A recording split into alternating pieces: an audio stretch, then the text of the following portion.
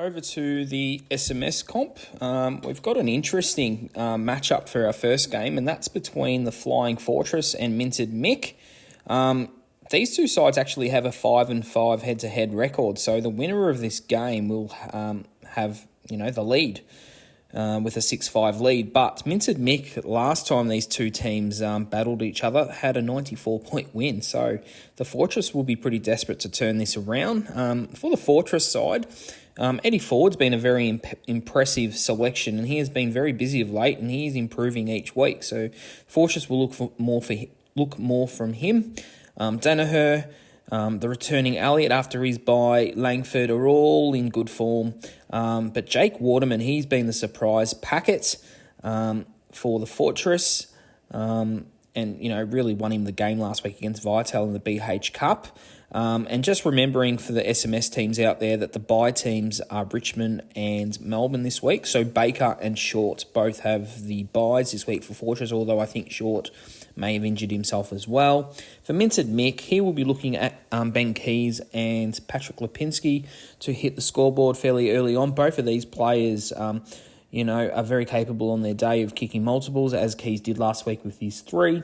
Marbiel Chol has been a little bit up and down, a little bit disappointing the last couple of weeks. He's going to be hoping that Chol can turn it on. But Jack Gunston as well, he's one that's been in the VFL, so can he come back into the side? Dixon and Rosie, I suspect, will have some chances on Saturday. And Jackson as well, I think he's an interesting player. And now that Sean Darcy from Fremantle, the ruckman there, will be back this week, most likely, that will give Jackson the opportunity to play up forward for longer periods of the game. But in saying that, the byes are pretty heavy this week for Minted Mick, as they've got Dusty, Mansell, Lafau, who's been a very good pickup, Chandler and Max King, who only missed this week, but is still a loss. He would have liked for him to play this week. So I do think the Fortress, unfortunately for Minted Mick, are going to turn the previous result around and get up by 9 points. We now turn our attention to the surgeon of the rubber gloves taking on the bamboozled Asians. Both these teams have sort of been a little bit up and down this season, but the gloves did get some really good form from Cyclone Tracy last week, who, he turned it on very quickly, kicking 3 quick goals, but then sort of went a little bit quiet there. But again, I do think the Cyclone Tracy will get heavier and inflict some pain on the Asians this week. I do think he'll kick 3 or 4. Hawkins will return for the rubber gloves, and hopefully Membry and Marshall as well as Daniels can get busy for the rubber gloves, because they have gone to his bye, and Rosas is a really bad loss for him. He's got an 8-week hamstring injury, so that is a massive loss for the rubber gloves. Over to the Bamboozled Asians team, and we've got Rankin and Cameron, who both fired last week. And I think, with Cameron getting off with his appeal, that's only going to help the Asians' cause further. Norton, he's one player that the Asians will be, looking for a 3 or 4 goal performance, which I definitely think is possible, especially now that Ugle Hagen is missing with his injury this week. So I do think Norton will then be the next best target. Haywood, you can't knock his form. He's been one of those contributors, for most weeks for the Asian side, and he has had his bye last week. But unfortunately, they do have Petrarca with a bye, as well as an injury to Taranto and Caniglio out for the next 2 weeks. But I also do think that someone like Jake Riccardi is also due for another good performance. He sort of has one good week, then a couple of quiet ones, and then comes good again. So I reckon he's one that can surprise this week. But I don't know, it's a real hard one for me to tip this one. Look, I am going to tip the Asians by 2 points. It's a real 50-50 game. That's my pick. Our third match is between the Wobbly Kicks at 1-4, taking on the 4-2 Fever, who have got Lockie Schultz and Mason Cox back this week. The Fever at the MCG. They've also got Charlie Kerno, who's in pretty good form, as well as Amos and Tabana, getting a very good matchup against the Eagles. Georgiadis as well and Burne-Jones are two players that are most likely to kick a few goals between them this week. Neil Bullen has a bye, and Ugal Agan is a shock injury to the Fever outfit this week, so that is a bit of a loss. But for the wobbly kickers, the big Texan, he's back. He kicked a bag of 4 last week, and geez, he looked good.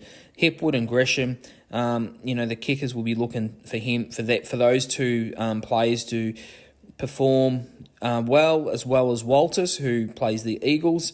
And Harley Reid's been, someone who's been getting very busy in the past couple of weeks, and looks like he's going to maybe perhaps get a 2 or 3 goal haul. Providing that West Coast do get the ball up forward enough.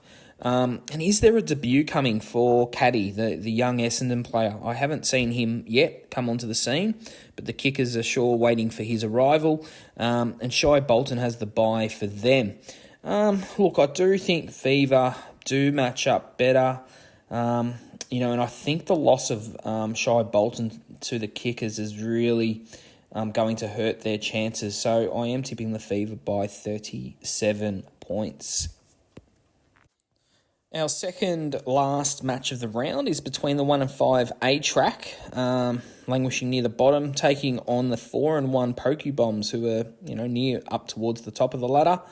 The A-Track side have got Van Ruin, Billings and Windsor out for a bye, whilst Petty, Oliver and Swakowski. Well, Swakowski's got an injury, a concussion injury, so I don't think he will play.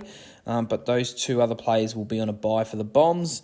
Looking at the A-Track side, they will be looking at Rayner and Stringer to get more goal mouth action. They're going to both need to, hopefully kick for the A-Track side 6 or 7 between them.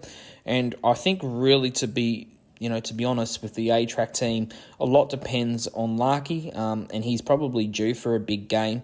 So I think for them to have any chance this week, they're going to need him to kick perhaps 6 or 7 goals. For the Pokey Bombs, Rochelle and McKay, I think they can possibly kick 5 between them. McDonald and Heaney return from their buys. Ben King and Stengel are in ripping form.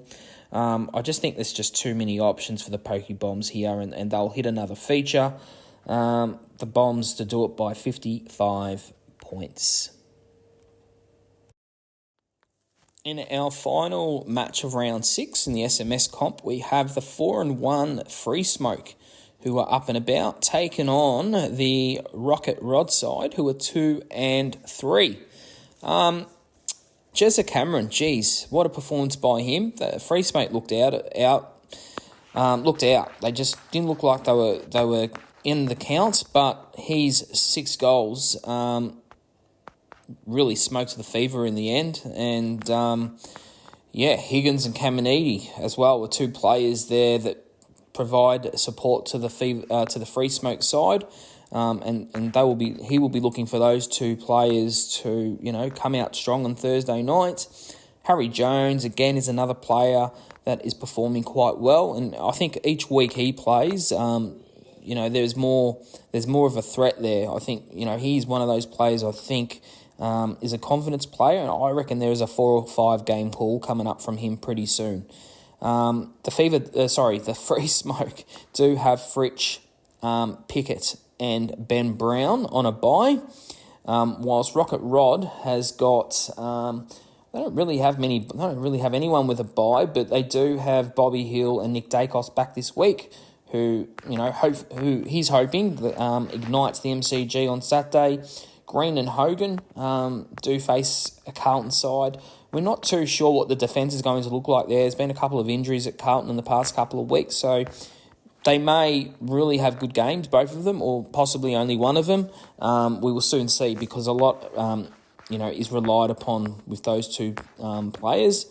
And Shannon Neal, he was a great inclusion last week, kicking 3 goals for Rocket Rod, but we're not really sure whether or not he will hold his spot. So that's a question that will need to be answered. But this week, I think the Smoke, to keep smoking it up, they will hand Rocket Rod their 4th defeat and win this one by 26 points. Our BH Cup matchup this week is a little bit of the Walsh derby. It's the Walsh Dogs, who are 3-3, taking on the East Quiche, who are 4-2. So the Walsh Dogs have a returning Papley and also Mycheck, as well as Bobby Hill, who will be targeted up forward. Unfortunately, Waitman was goalless last week, and that really impeded on the Walsh Dogs' chances of winning. And they will be looking more from him this week. They play the Saints. There should be some opportunities now for Waitman, especially now that Ugle Hagen is out. I think he just needs to get more around the ball and hopefully can do what he did a few weeks ago when he was at Mars Stadium. The Walsh Dogs do have Jack Graham on a bye, and Bailey and Chera both out injured. For the Quiche, they cracked the ton last week with a 10-point win over the Sheep. Jezza Cameron booting 6 goals. But this week it's a little bit of a tougher opponent against the Lions at the Gabba, so I'm not expecting him to boot 6 again. May only be 2 or 3 goals for Jez. Heaney, Bobby Hill and Hardwick also, are players that the Quiche will be looking at this week. But they do have some bye players in Fritsch, Bolton, Petty and Oliver, so some pretty key outs there. And some bad news actually on the injury front with Rosas from the Suns. He's got an 8-week hamstring injury, so that's really unfortunate there for the Quiche. But I still think the Quiche will win this game by 20 points, just purely because I think they've got more forward options still than the Walsh Dogs. Despite their byes and injuries, Quiche by 20. Welcome everyone to Who's Best with the Fest, as we have a look at the round 5 nominations. We have one player moving out of the top 5 from last round. Actually, 2 players from the top 5 last round who have moved out.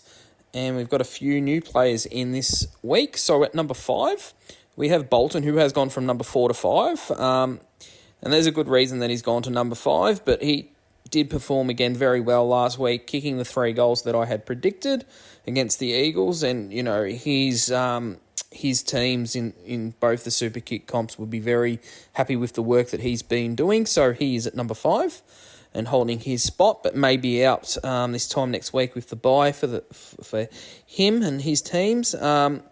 So at 4, we have Waterman. So Jake Waterman, a bit of a surprise packet. One of the things that I noticed about Waterman, even though he did kick a big bag of 6 last week and winning the game for the Fortress in the BH Cup against Viatel, was the fact that Waterman's actually kicked goals in every single game this season, which is a pretty massive thing considering how poorly the Eagles have been going. Obviously they've had their first win last week, but even in some of their lower scoring games, he was still able to hit the scoreboard. At number 3, we have Jezza Cameron, and geez, what a performance last week. Booting a massive bag of 6, has been kicking multiples most weeks and probably should have had more goals as well.